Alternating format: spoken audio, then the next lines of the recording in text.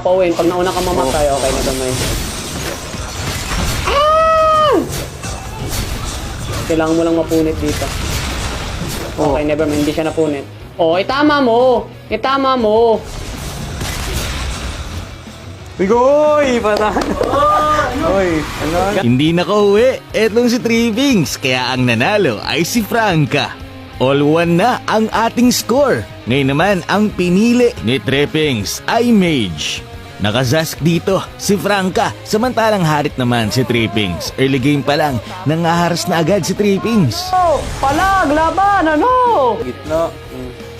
Ayun nga, hindi ko nahin ng lamesa. O ano? O ano? O ano? Ano? Ano? Ano? Ano? Kaya mo ba? Buntik na yun, kaya lang hindi tumama ang flame shot. Dito nga nag-ultimate na si Franca. Ang problema, nakadash lang palayo etong si Trippings dahil meron siyang purify kaya hindi din na-stun. At ito na, inabangan na. Wala na. Wala na. So, sino pinipgame shot mo dun? Wala talaga ako dun. Ano yun? Ano yun? 18 minutes ng laro at eto na nga po, magkakapalagan na naman sila.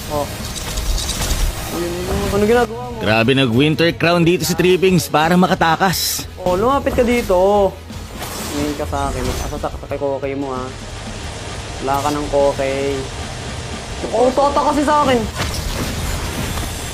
Ito na nga po si Trippings. Grabe, pinasok na sa tore si Franca. Ang problema, sa kakaabang at kahaharas netong si Trippings ay hindi na siya nakakapag-death ng kanyang tore. Oh, takbo ka pala eh. Grabe, ang sakit din ni Zaz, kaya lang nakakatakas talaga lagi si Trippings. At eto na nga, nahihirapan ng mag-dep etong si Trippings. Grabe, delikado patuloy siya. Kabahan. Ay! Ay! Ay! Ay! Purify! Ay! Ay! Ah! Ay! Na-flame shot yung tower! Na-flame shot yung tower! Kaya ang nanalo sa game number 2 ay si Franca. Game number 4, fighter na ang kanilang role. Nakalapo-lapo na etong si Trippings, samantalang si Franca naman ay naka-Thamus. Okay, no? Tara, level 4. Tara! Palag! Oh, palag! Mag-vengeance ka na, par. Mag-vengeance. Ay, may patay! May patay! May tulog. Grabe nga yung ginawa ni Trippings doon. Inantayin niya munang matapos yung vengeance bago niya gamitin ang second phase ng ultimate. Grabe. Dito nga guys, nagkapalagan ulit sila sa 14 minutes ng laro.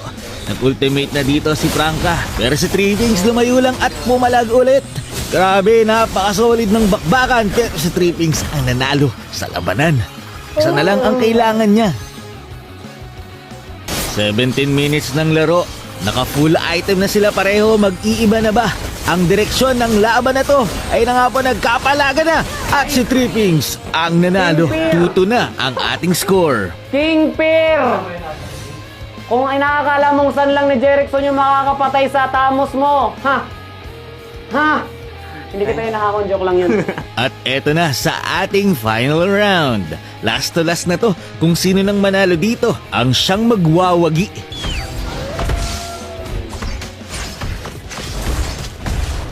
Ano mga na yan? Ito lang. Ang sakit ng aso ni Popol. Dito sa game na to, wala na masyadong nagpapatawa. Seryoso na ang laban. Kasi last to last na to eh. Ito na nga po, nagkapalaga na dito, nag-vengeance na dito si Trippings. Siya ang nakakuha ng first blood. Kinakabahan na si Franca mga kaibigan. Okay.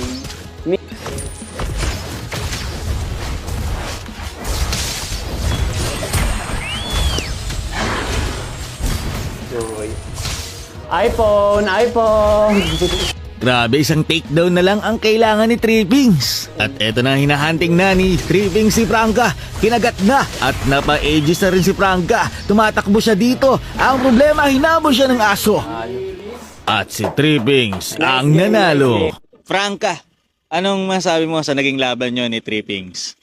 Masaya naman, naging maganda yung laban namin, umabot ng 3-2. Pero papatap global na lang ulit ako kay Franca. At former, ngayon top 1 Philippines prank ako, kailangan ko na mag-grind kaya magbabatak ako. Abangan.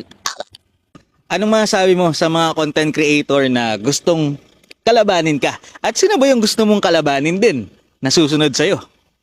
Huh. Unahin muna natin sa gusto kong makalaban. Alam mo na to, bro.